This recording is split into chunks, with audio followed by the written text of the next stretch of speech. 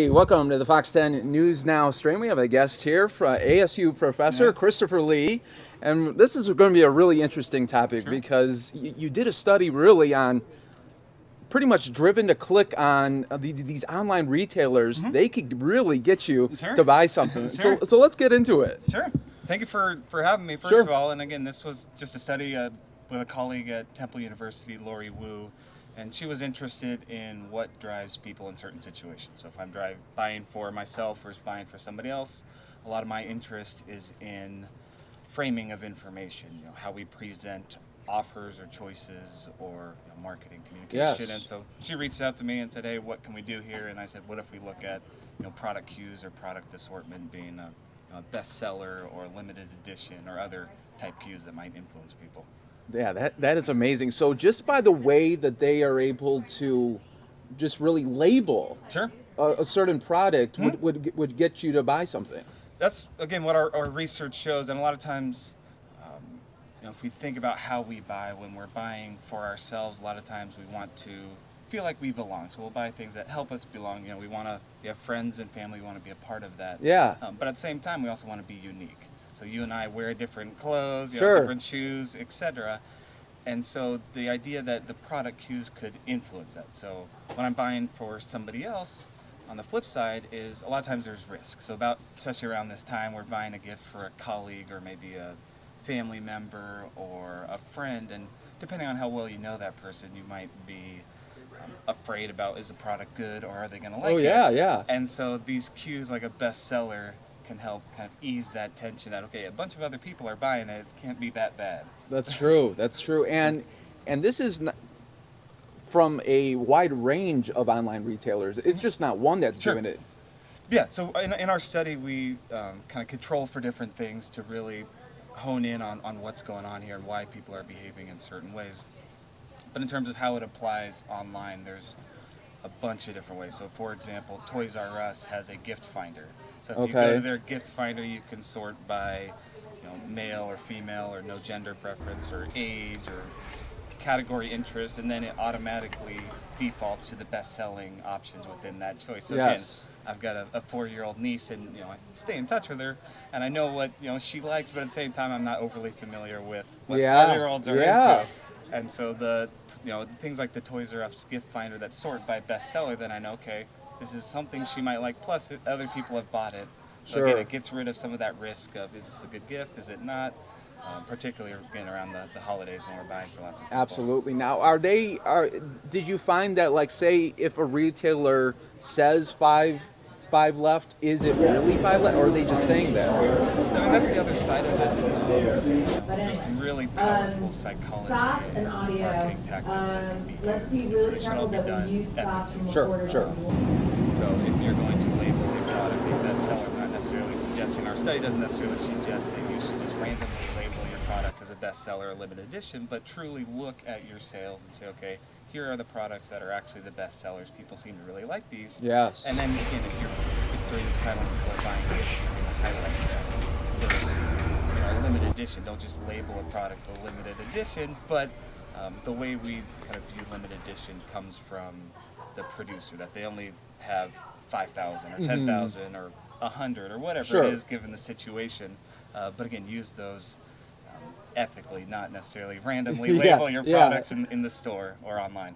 And it just seems like it goes even beyond the online retail shop. Even now, like, I'm sure that everyone's email box is just flooded now with online shops Sure. and trying to get you. But they even have the wording right there in the message. Absolutely. Again, this could apply online, in the store, email. So this time of year, you get a lot of emails about, looking for so-and-so or buy a gift for, your friends or family. And again, there's cues in those emails and word choice that they use that our studies suggest that if you use something like highlight your best-selling gifts, if you're buying for somebody else, these retailers could use that. And language, makes a difference. So there's Sure. some Oh, retailers yeah. just looking... I was looking the other day in like Pottery Barn and Williams-Sonoma, and others use things like top gifts Okay. as sort of a cue, and so you could say, okay, well, is that the top gifts that they want to sell, or is that the top Yeah. is that the top gifts that people are actually buying?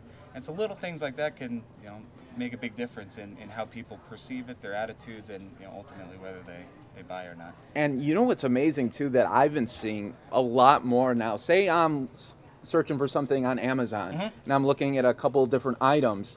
Now what I'm seeing is when I'm on my Facebook page and I scroll, they're advertising that. Sure.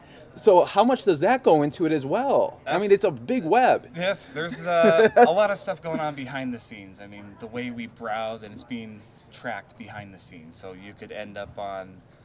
I was looking for tickets the other day on StubHub, and then I go to my Facebook page, and there's a StubHub ad on the page. And again, that's the kind of the behind the scenes of the internet, tracking what you're doing and where you're going, and retailers are using that to target you, that they know I was just looking for tickets.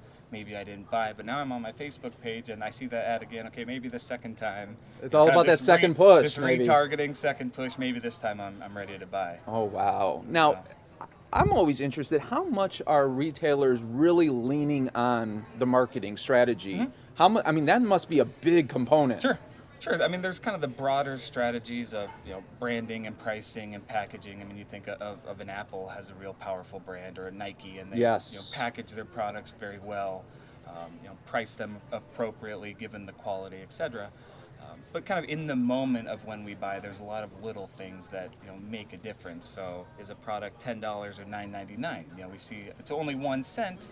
So economically, in terms of money, it's not a huge difference, but it influences our buying. Or again, how the product assortment, that when I go to a retailer's website and when I'm trying to buy a gift, if it says, if they highlight their best-selling gifts, I might be more inclined to buy than something else. So there's kind of the broad marketing strategy ideas of branding and pricing and those. But in the moment, when I'm actually ready to buy, there's subtle things you can do to influence people. Oh, wow. And when you, what were you most interested when you were studying this and taking a look at some of the different online retail shops? What were you most interested in? Sure. A lot of my interest again is in framing, and so how do we present information or choices? And that could be how we label products. That could be the number of options. So if we think of a sports context, the number of different ticket plans, or in a different product category, the number of variations of a product makes a difference. And again, so I was interested in how we frame information, and it worked out that given this situation of who we're buying for, I wouldn't necessarily expect this, but how the product is labeled, can really influence us. And one other sort of thing in our study is that we looked at is how well you know the person you're buying for. Okay. So, if I don't know you very well, there's going to be more risk. Then I'm not going to be quite as sure about what you may or may not like. But if we were, best friends, then I'm going to know you better. It's almost like I'm buying for myself. So some of those cues might work differently. There's less risk if I know you real well because, again, you're similar to me. We spend a lot of time together. I could, find a gift for you that I'm pretty confident you would like. And where do you think the future will be like in this for online retailing? I mean, you brought up the example of being on one site and then going to Facebook and then them retargeting you. Yes. I think that's the future. You're going to see a lot more of that. There's been a little bit of pushback too with ad blockers and things of that nature that can block that type of behavior. But I think at some level we want that customized cue, that if I'm scrolling through my Facebook feed and it's completely unrelated ads that have nothing to do with me, that's not necessarily a good thing either. So I think there's a balance there, and I think we're still trying to sort that out online. But I think continued sort of personalization, identifying what people like, don't like, and serving up something that they're interested in. Oh, sure. And how are customers responding to this? Do they feel at times where this is just too much, I'm inundated with this, or do they like, oh no, this actually helps me? I think you've got people on both sides of the fence. Okay. Again, I think there's the camp that really likes the personalization, but then there's the side that isn't overly comfortable with that level of tracking and following. But again, it's a convenience thing that if I'm surfing the internet or Facebook and they know what I like, that Amazon knows. I was just on Amazon the other day and looking through the book section, and they know the type of books I buy. I buy marketing and psychology type of books. So I go to Amazon and it's, you might like this particular book based on your purchasing habits. And rather than me sifting through, hundreds of choices, it helps me find a particular item. Another example is Netflix, or the Netflix type of model that, there's Oh hundreds of yeah. movies, and you could sort through movies for hours trying to pick one, but they know what you've watched, and they also know how you've rated that individual movie, and so they're able to present options that you might actually be interested in. And therein lies the Netflix binge, because as soon as a Sure. movie is done, they'll give you 5 more that are Sure. just like Yeah, it. right. Why not? Sometimes, I mean, that's amazing too, Yeah. how they could really just get you stuck on there Sure. for a while. Yeah, and again, if they didn't have that type of customization, it could be 5 completely random movies that you're not interested at all. So again, I think there's a balance, and a lot of people tend to like the customization, but there's sort of boundaries there that people don't necessarily like or aren't as comfortable. Oh yeah, but I mean, this is the way it's going, so Sure, it, yeah. it just seems like it's going to be more ramped up, or Yeah. I mean, that's amazing too. So where can people find more information about this study, or if they want to learn a little bit more about this? Sure. So this is published in the Journal of Retailing. It's called Limited Edition for Me and Bestseller for You. There's an article on ASU's website about this. They can reach out to me personally, Christopher Lee. I enjoy talking about this stuff. But again, there's a lot of psychology, marketing websites and books out there that really show how we respond, how we behave, why we behave in certain Yes. ways. Again, we've given a couple examples of how products are labeled or how they're presented with the Netflix type of idea, or retargeting us when we're on Facebook. And so there's little things that a lot of times we don't even realize. I don't even realize till I kind of dig into, okay, what's going on here.